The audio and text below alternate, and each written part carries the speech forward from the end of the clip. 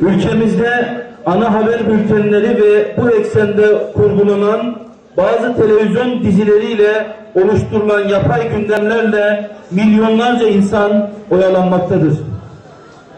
Ülkemizin düzlüğe çıkmasına, insanların gerçek problemlerinin çözülmesine zerre kadar bir katkısı olmayacak işlerle zihinler meşgul edilmektedir.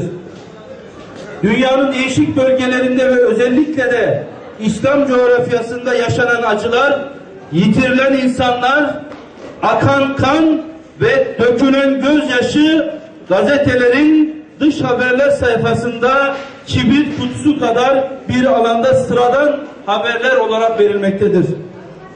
İnsan olmanın bir gereği olarak üzerimizden eksik edemeyeceğimiz sorumluluklarımız vardır.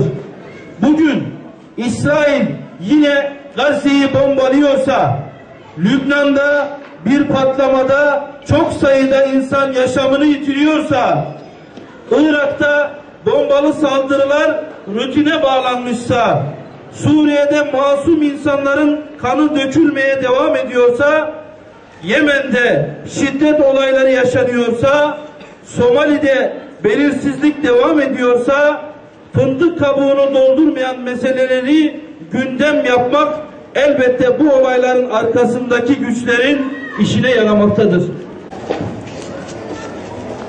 Allahu Ekber.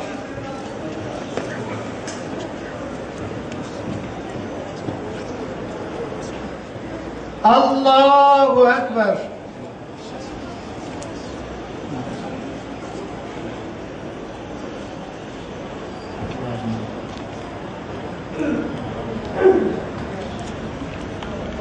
Zihniyetini kahret, perişan et, yok et, rezil et ya Rabbi.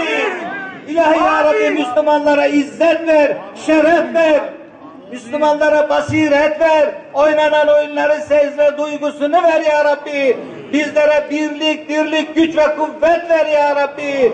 İman selameti ver, aşk ver, Kur'an sevgisi ver, İslam sevgisi ver, Allah sevgisi ver ya Rabbi.